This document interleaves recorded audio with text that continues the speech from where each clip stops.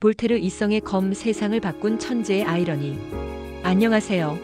오늘은 프랑스 계몽주의의 심장이자 나는 당신의 의견에 동의하지 않지만 당신이 말할 권리를 위해 죽을 준비가 되어 있다는 명언을 남긴 볼테르에 대해 이야기하려 합니다. 그는 어떻게 펜 하나로 절대왕정과 교회의 권위에 도전하고 인류의 스승으로 불리게 되었을까요? 그의 극적인 삶의 전환점과 충격적인 비밀, 그리고 그를 둘러싼 논란들을 함께 살펴보겠습니다. 볼테르는 1694년 프랑스 파리의 부유한 가정에서 태어났다. 그의 본명은 프랑수아 마리 아루에였다. 그는 어린 시절부터 지성과 풍자의 뛰어난 재능을 보였다. 그는 권력에 대한 비판적인 시를 썼고 이로 인해 여러 번 감옥에 갇히거나 추방당했다. 그는 나는 펜을 칼보다 더 날카롭게 사용할 것이라고 말했다. 그의 인생에서 가장 중요한 전환점은 바스티유 감옥에 갇힌 것이다. 1717년 그는 오를레앙 공을 풍자하는 시를 썼다는 이유로 바스티유 감옥에 11개월 동안 갇혔다. 그는 감옥에서 자신의 이름을 볼테르로 바꾸고 자신의 첫 번째 희곡 오이디푸스를 썼다. 이 희곡은 큰 성공을 거두었고 그는 무명의 풍자 시인에서 위대한 작가로 변신했다. 이처럼 그는 절망을 창조의 기회로 바꾸었다. 그는 감옥에서 풀려난 후 영국으로 망명했다. 그는 영국에서 자유와 관용을 경험했다. 그는 뉴턴의 과학 이론과 로크의 정치 철학에 깊이 빠져들었다. 그는 철학 서간이라는 책을 통해 영국의 입헌 군주제와 자유 사상을 프랑스에 소개했다. 이 책은 프랑스 사회에 큰 충격을 주었고 프랑스 혁명의 불씨를 지폈다. 이처럼 그는 영국을 통해 프랑스의 미래를 보았다. 하지만 그의 삶은 영광뿐만 아니라 사치와 탐욕이라는 끔찍한 그림자를 가지고 있었다. 그는 돈은 모든 사람을 자유롭게 만든다고 믿었고 자신의 부를 늘리기 위해 노력했다.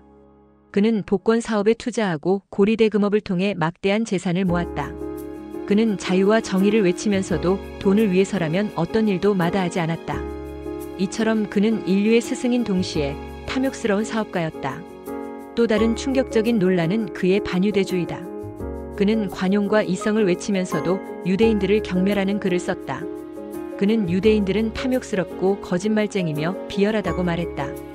그의 이러한 주장은 훗날 반유대주의의 이론적 근거로 이용되었다. 이처럼 그는 인류의 보편적 가치를 외치면서도 특정 민족을 혐오하는 모순적인 행동을 보였다. 그럼에도 불구하고 볼테르는 자신의 신념을 포기하지 않았다. 그는 계몽주의자들의 왕으로 불렸다. 그는 자신의 집을 이성의 성으로 만들고 디드로, 달랑베르와 같은 계몽주의 사상가들과 교류했다. 그는 종교적 광신과 미신을 비판하고 이성과 과학을 옹호했다. 그는 신은 존재한다. 하지만 신은 우리의 기도를 듣지 않는다고 말했다. 그는 카라스 사건과 같은 여러 정의를 위한 투쟁에 참여했다. 카라스는 자신의 아들을 죽였다는 누명을 쓰고 처형당했다. 볼테르는 이 사건에 대해 정의의 심판을 요구하며 인간의 권리를 위해 투쟁했다. 그의 노력으로 카라스는 무죄로 밝혀졌다. 이처럼 그는 정의를 위해 펜을 휘두르는 용기를 가졌다. 볼테르는 1778년 83세의 나이로 세상을 떠났다. 그는 죽기 직전 나는 내 모든 것을 자유에 바쳤다는 말을 남겼다고 전해진다. 그의 죽음은 전 세계인에게 큰 슬픔을 안겨주었다.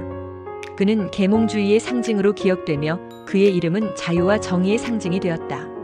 볼테르의 삶은 이성과 욕망, 명성과 논란이 공존하는 복합적인 드라마였다. 그의 이야기는 오늘날까지도 우리에게 자유의 가치와 인간의 한계에 대한 깊은 질문을 던진다.